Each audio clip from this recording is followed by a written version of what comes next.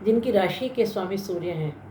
सूर्य यानी तेज, सूर्य यानी रोशनी, सूर्य यानी प्रकाश, सूर्य यानी प्रताप, सूर्य यानी ज्ञान, सूर्य यानी राजा और सूर्य यानी ईगो। तो जो इन सब से भरपूर हैं, ऐसे सिंह राशि के जातकों को मेरा प्रणाम है। स्वागत है आपका दीपा ज्योतिष में और स्वागत है मेरे चैनल 21st सेंचुरी मॉम में। आज बात करते हैं कैसा रहेगा सितंबर का महीना सिंह राशि के जातकों के लिए। अगर आप मेरे चैनल पर नए हैं तो इसको सब्सक्राइब कर दीजिए। वीडियो अगर पसंद आएगा तो लाइक और शेयर कर दीजिएगा और बेल आइकन का बटन ज़रूर दबा दीजिएगा, क्योंकि फिर आप शिकायत करते हैं मैडम आपने वो वीडियो नहीं बनाया, वो वीडियो नहीं बनाया। वीडियोस में सारे बनाती हूँ, आप तक नहीं पहुँचते क्योंकि आपने बेल आइकन का बटन नहीं दबाया होता है। तो बात करते हैं कैसा रहेगा सितंबर का महीना आप लोगों के लिए। तो प्रथम भाव जहाँ सिंह राशि है वहाँ पर 16 सितंबर तक सूर्य और बुध मिलकर के बुधादित्य योग बना रहे हैं। तो इस समय सूर्य यानी एनर्जी, सूर्य यानी प्रकाश, सूर्य यानी सेल्फ कॉन्फिडेंस, सूर्य यानी राज्य से कंसर्न चीज़ें, इन सब में ज़बरदस्त बेनिफिट होगा। आप किसी इंटरव्यू के लिए जा रहे हैं, आप किसी बिजनेस मीटिंग के लिए जा रहे हैं, क्योंकि साथ में बुध भी है। बुध यानी बिजनेस, व्यापार, बुद्धि, मैथ्स, मैनेजमेंट। तो मैनेजमेंट से रिलेटेड कोई काम, बिजनेस से रिलेटेड कोई काम, जॉब के लिए कोई इंटरव्यू, आपका confidence will be all time high, all time high.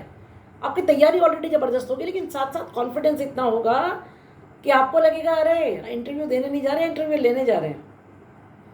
Business deal के लिए जाएंगे तो लगेगा जाने से पहले कि डील तो हुई हुई है, लेकिन फिर भी थोड़ा सा ओवर कॉन्फिडेंस से बचिएगा, क्योंकि ओवर कॉन्फिडेंस सिंह राशि वालों में कूट कूट के भरा होता है। बात ये यहाँ पर शनि की, क्योंकि पूर्ण सप्तम दृष्टि है और शनि और सूर्य का और बुध और सूर्य का सम सप्तक योग बन रहा है और शनि इस समय वक्री हो रहे हैं। तो आपको अननेसेसरी फियर्स रहेंगे। पहली बात, काम बनेंगे निश्चित रूप से, लेकिन फियर्स रहेंगे। दूसरी बात क्या है कि ऐसा भी हो सकता है कि आपने डील किया, आपने बात किया और किसी कारण से वो सामने वाले का जवाब आने में 1 दिन या 2 दिन लग जाए, तो परेशान होने की ज़रूरत नहीं है, क्योंकि डिले थोड़ा सा हो सकता है, क्योंकि शनि सूर्य के पुत्र होते हुए भी उनके प्रति शत्रु भाव रखते हैं। दूसरी बात ये कि 8वें घर में क्योंकि राहु है तो अननेसेसरी फियर्स देगा। अरे ये ना हो जाए, अरे वो ना हो जाए, ये होगा कि नहीं, वो होगा कि नहीं। डरने की कोई ज़रूरत नहीं, कुछ नहीं होने वाला है। बात करें आपके दूसरे घर के, तो दूसरे घर में सूर्य और केतु होंगे। सूर्य 17 सितंबर से 17 सितंबर से यहाँ आ जाएंगे और साथ में शुक्र यहाँ पर अपने नीचस्थ राशि स्थान में 17 सितंबर तक रहेंगे। अब दूसरा भाव आपके कुटुंब का भाव, वाणी का भाव, भोजन का भाव और धन के संचय का भाव। अब मैं सबका एक कॉम्बिनेशन लेती हूँ। सूर्य और केतु का साथ होना बहुत अच्छा नहीं होता है। तो सूर्य जब ईगो, सूर्य के साथ केतु होगा तो कई बार ऐसा होता है कि हम उलझ जाते हैं कुछ चीज़ों में, ईगो से हम अफेक्टेड होते हैं। क्योंकि सूर्य के साथ जब राहु हो या केतु हो तो हम उसको ग्रहण दोष मानते हैं। अब क्या होगा कि शुक्र भी साथ में है तो धन का संचय होगा, परिवार के साथ पुराने रिश्तों में सुधार तो होगा, लेकिन कहीं कोई कांटा जो पुराना चुभा हुआ है आप उसके बारे में बार बार सोचेंगे। मत सोचिए। वर्क प्लेस पर भी तो कितने लोगों से पंगा होता है, कौन क्या कह देता है, हम कहाँ पकड़ के बैठते हैं। हमारे फ्रेंड सर्कल में भी तो बहुत कुछ होता है, हम कहाँ पकड़ के बैठते हैं। तो चीज़ों को पकड़ करके बैठने की ज़रूरत नहीं है, लेकिन शुक्र के यहाँ होने से वैभव, धन, सौंदर्य, कला इत्यादि चीज़ों से रिलेटेड लाभ आपको होगा। और सूर्य जब यहाँ पर हैं तो सूर्य यानी राजा, तो आप अपने आप को घर के मुखिया की जगह रख के सोचेंगे। आप ये सोचेंगे कि मैं ही फैमिली का हेड हूँ और एज हेड मुझे रिस्पॉन्सिबिलिटीज़ निभानी है।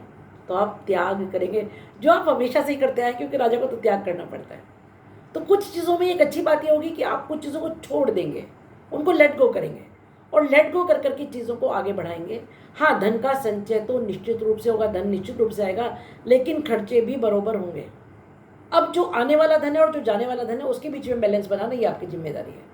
बात करें तीसरे भाव के, तो तीसरे भाव में 18 तारीख से शुक्र अपनी ही राशि में तुला में आ जाएंगे और यह आपका प्रथम उपचय भाव है और यहाँ रहते हुए उनकी पूर्ण दृष्टि आपके भाग्य भाव पर होगी, यानी कि आपके पराक्रम से भाग्योदय होगा। वैसे भी सिंह राशि वाले तो बिना मेहनत के कुछ पाते नहीं हैं, हद से ज़्यादा मेहनत करते हैं और उसके बाद उनको कहीं जा कर के फल मिलते हैं, है ना। तो पराक्रम से भाग्योदय। अगर आप ब्यूटी प्रोडक्ट्स में डील करते हैं, इत्र में डील करते हैं, या कला प्रेमी हैं, किसी भी रूप से किसी भी कला को, आर्किटेक्ट को, डिज़ाइनिंग को रिलेटेड कोई काम आप करते हैं, तो उसमें इस समय ज़बरदस्त सफलता आपको मिलेगी। बात करें चौथे घर की, तो चौथे घर में वृश्चिक राशि जिसके स्वामी मंगल इस समय आपके लाभ भाव में 11वें भाव में बैठे हैं, परम शत्रु बुध के घर में। मैं वहाँ आऊँगी तो उसको डिस्कस करूँगी, लेकिन चौथा घर आपका भूमि भवन वाहन का घर है और मंगल भूमि पुत्र, ऊपर से बृहस्पति की पूर्ण सप्तम दृष्टि यहाँ पर है। तो उससे क्या होगा कि आपको इस घर के बेनिफिट्स ज़बरदस्त मिलेंगे। आप भूमि से रिलेटेड, भवन से रिलेटेड, वाहन से रिलेटेड कोई काम जो बहुत समय से रुका हुआ था उसे पूर्ण करेंगे। माता का स्वास्थ्य अच्छा रहेगा, माता से संबंध अच्छे रहेंगे। और बृहस्पति क्योंकि सद्बुद्धि के कारक हैं, ज्ञान के कारक हैं, तो आप अपने ज्ञान से और बुद्धि से, और ये पेरेंटल प्लेस का घर है चौथा घर, ये पब्लिक का घर है, तो आप पब्लिक डीलिंग से रिलेटेड कोई काम अगर कर रहे हैं, या आप पेरेंटल प्लेस पर हो सकता है वापस जाने की सोचें कि छोड़ो भाई, जॉब वॉब छोड़ो, वहाँ जाकर कुछ काम धंधा करते हैं, या ऐसी कोई भी चीज़ अगर आप इस समय करते हैं तो वो फलीभूत होगी। बृहस्पति उसमें आपकी मदद करेंगे। और मंगल क्योंकि सिंह राशि के लिए कारक हैं और इच्छा पूर्ति के भाव में बैठे हैं, लाभ भाव में, तो जो आपने सोचा है, जो भी सोचा हो, वो इस समय पूर्ण होगा। बात करें पंचम भाव की, तो पंचम भाव के स्वामी इस समय धनु राशि, यहाँ पर बृहस्पति उसके स्वामी दशम भाव में बैठे। तो धर्म त्रिकोण में से एक भाव का स्वामी जब केंद्र के दशम भाव में हो तो बहुत सुंदर स्थिति है। कारण जो दशम भाव है वो उच्च स्थान है, उसे हम आकाश भाव मानते हैं। पंचम भाव आपके विद्या का घर है, बुद्धि का घर है, संतान का घर है, एजुकेशन, आपके प्रेम प्रसंगों का घर है। तो संतान से लाभ, स्टडीज़ से रिलेटेड आप कुछ करना चाहते थे उससे लाभ, नौकरी भी हम देखते हैं इस घर से। अगर आप कोई नौकरी बहुत समय से पाने का सोच रहे थे तो उसकी प्राप्ति होगी। संतान से सुख होगा, जो स्त्रियां संतान सुख की और अग्रसर है उनके लिए अच्छा समय है। स्टॉक मार्केट से अगर आप डील करते तो इस समय आपको बेनिफिट होना चाहिए। उसके अलावा ये भी है कि जो भी गवर्नमेंट से रिलेटेड कोई प्रोजेक्ट है आपके पास, या कोई भी काम है जिसमें जो आपका बिजनेस है, आपका आप फ्रीलैंसिंग करते, जो भी करते हो उसमें गवर्नमेंट से बेनिफिट आपको इस समय होगा। तो आपको पंचम भाव का स्वामी जब दशम भाव में बैठा हो, it can be, I mean nothing like that, very beautiful situation. और वैसे भी यहाँ पर मंगल की पूर्ण सप्तम दृष्टि है, तो मंगल एक्टिवेट करेंगे इस घर को। मंगल एनर्जी, मंगल ऊर्जा, मंगल फायर, मंगल स्पीड, तो जो काम रुके हुए तो वो स्पीड अप होंगे अब आपके। बात करें छठे भाव की, तो छठे भाव में मकर राशि है जिसके स्वामी शनि आपके सप्तम भाव में बैठे हैं, वक्री हो रहे हैं। सप्तम घर में शश नामक पंच महापुरुष योग बना रहे हैं। और सबसे सुंदर स्थिति है कि पूर्व भाद्रपद नक्षत्र में, जो कि बृहस्पति का नक्षत्र है, उनके मित्र का। तो जब कोई भी ग्रह वक्री होता है तो उसका चेष्टा बल, यानी उसकी स्पीड, उसकी एनर्जी, उसकी एफर्ट्स बढ़ जाती हैं, उसकी पावर बढ़ जाती है। तो जब कोई ग्रह वक्री होता है तो अपने से एक घर पहले के फल देता है, यानी कि सातवें घर में जब शनि वक्री होंगे तो छठे घर के भी फल देंगे। छठा घर आपके रोग, ऋण और शत्रु का घर है। तो आपसे कहेंगे भैया जितने पुराने कर्जे लिए थे पहले उन्हें पूरा करो तब आगे सोचना। बीमारी से रिलेटेड कोई टेस्ट आपने नहीं किए थे, कुछ लापरवाही की थी, कोई मेडिकेशन नहीं किया था, या किसी चीज़ को लाइटली ले रहे थे, तो उसको एग्रीवेट कर देंगे कि भैया अब तुम प्रॉब्लम में आ गए ना, अब जाओ डॉक्टर के पास, अभी नहीं जाओगे तो बाद में प्रॉब्लम होगी। रही बात शत्रुओं की, शत्रुपक्ष हावी होने की कोशिश तो पक्का करेगा, लेकिन क्योंकि शनि यहाँ के फल देंगे। जब छठे घर में कोई भी क्रूर ग्रह हो या क्रूर ग्रह की दृष्टि हो, या वो वक्री होकर के वहाँ के प्रभाव दे, तो शत्रुओं का नाश, शत्रु हंता योग बनता है। तो शत्रु हावी होने की कोशिश तो करेंगे, लेकिन उसके बावजूद क्या होगा, शत्रुओं का नाश होगा। बृहस्पति की यहाँ पर क्योंकि नवम दृष्टि है और नवम दृष्टि अमृत दृष्टि होती है, तो इस घर से रिलेटेड जो प्रॉब्लम्स आ रही थी, आपका कर्जा चुकता नहीं हो रहा था, बीमारी से निजात नहीं मिल रही थी, शत्रुओं ने घेर रखा था, उन सारी चीज़ों से बृहस्पति आपको उबारेंगे। और शनि की वक्री दृष्टि जो है, यहाँ जो लैक्यूनास रह गए थे, जो कमी रह गई थी, जो गलतियाँ रह गई थी, उनको सुधार के पूरा करके उसका पूर्ण फल देने की स्थिति में आपको लाएंगे। सातवां घर में आपका डिस्कस कर चुके हैं। सातवां घर आपका ये आपके लाइफ पार्टनर का घर है, बिजनेस पार्टनर का घर है और बिजनेस का घर है। लाइफ पार्टनर से बेनिफिट होगा, बिजनेस पार्टनर से बेनिफिट होगा। बिजनेस में इस समय आप कुछ बहुत ज़बरदस्त अच्छा कर पाएंगे। क्यों कर पाएंगे? क्योंकि सूर्य और बुध की भी पूर्ण दृष्टि आपके सप्तम भाव पर है। सूर्य यानी राज्य से लाभ होगा, बुध यानी आपके मैनेजमेंट से रिलेटेड चीज़ें होंगी, व्यापार से रिलेटेड चीज़ें होंगी, और आप बुध कम्युनिकेशन है, आप अपने कम्युनिकेशन से अपने बिजनेस में, अपने वर्क प्लेस पर, अपने जॉब में चीज़ों को सुधार पाएंगे। बात करें अष्टम भाव की, तो अष्टम भाव में राहु है जो कि उत्तर भाद्रपद नक्षत्र में, जो कि शनि का नक्षत्र है, उनके मित्र का। राहु यानी छल, राहु यानी कपट, राहु यानी अंतर्दृष्टि, इंट्यूशन, छुपी हुई चीज़ों को जान लेने का आप में शक्ति होगी इस समय। राहु यानी जासूस, स्पाई। और जो अष्टम भाव है वो आपका ऑकल्ट का घर है, वो छुपे हुए ज्ञान, छुपे हुए चीज़ें, छुपे हुए रहस्यों का घर है, ससुराल का घर है। तो इस समय क्या होगा कि आपका ऑकल्ट की तरफ प्रेम बढ़ेगा, आर्कियोलॉजी की तरफ प्रेम बढ़ेगा, और कुछ ऐसी चीज़ें अपने खुद के बारे में भी उजागर होंगी जो आप जानते नहीं थे। कुछ ऐसे टैलेंट्स, कुछ ऐसे रहस्य खुद के बारे में आप जान पाएंगे जिन्हें आप अब तक नहीं जानते थे। हाँ, यहाँ रह करके राहु अननेसेसरी फेयर्स भी देता है, वो भी रहेंगे, लेकिन उनसे आपको निजात मिल जाएगी। क्यों मिल जाएगी निजात? क्योंकि यहाँ पर सूर्य, शुक्र और केतु की सप्तम दृष्टि भी तो है।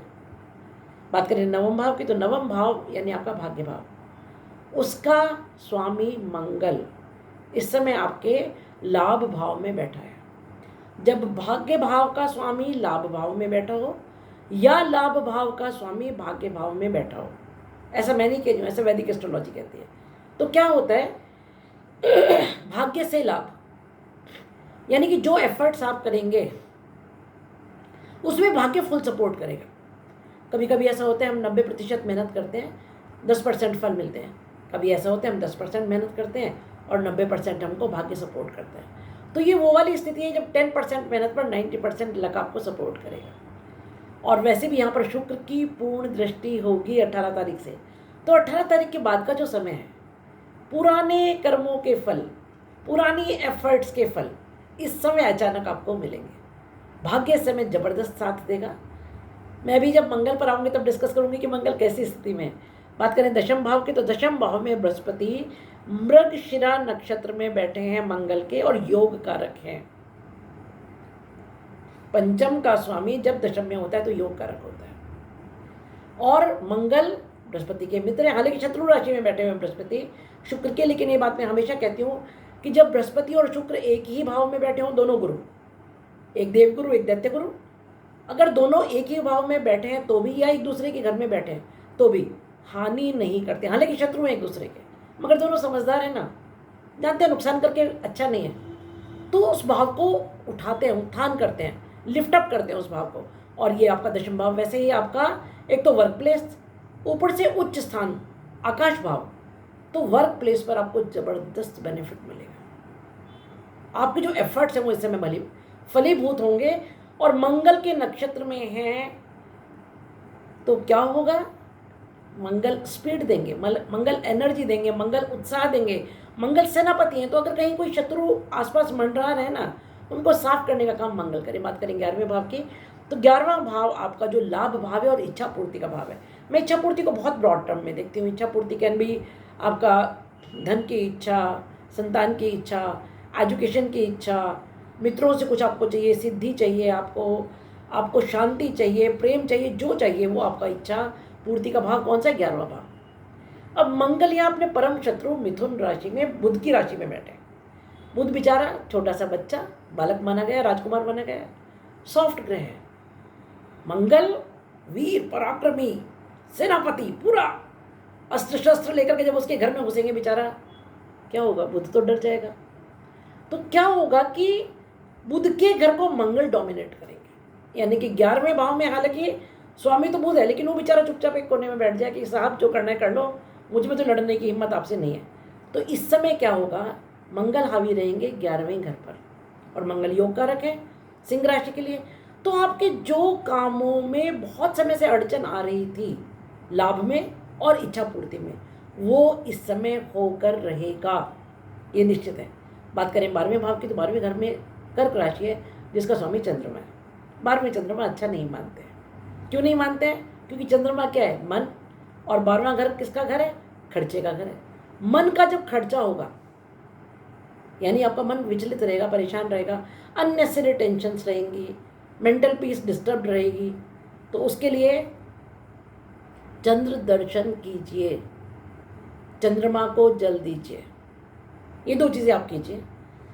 और उसके अलावा सूर्य की पूजा तो आप लोगों को आजीवन करनी चाहिए, सिंह राशि वालों को, क्योंकि आपकी राशि के स्वामी है सूर्य। तो चीज़ों को बहुत हद तक वो अकेले ही संभाल लेंगे।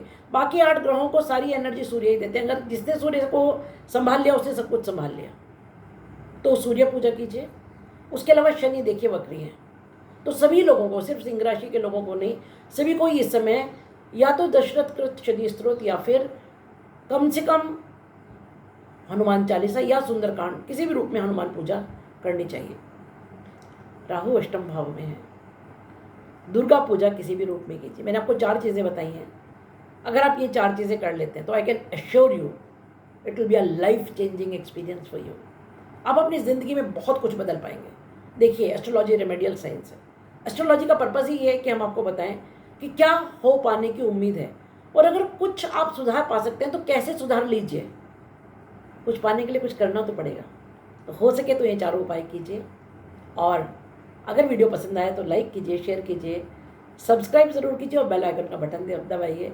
ऐसे ही एक वीडियो के लिए मिलते हैं फिर अगले महीने जल्द ही। तब तक stay happy, stay healthy, Shubham भवतु, कल्याणम भवतु।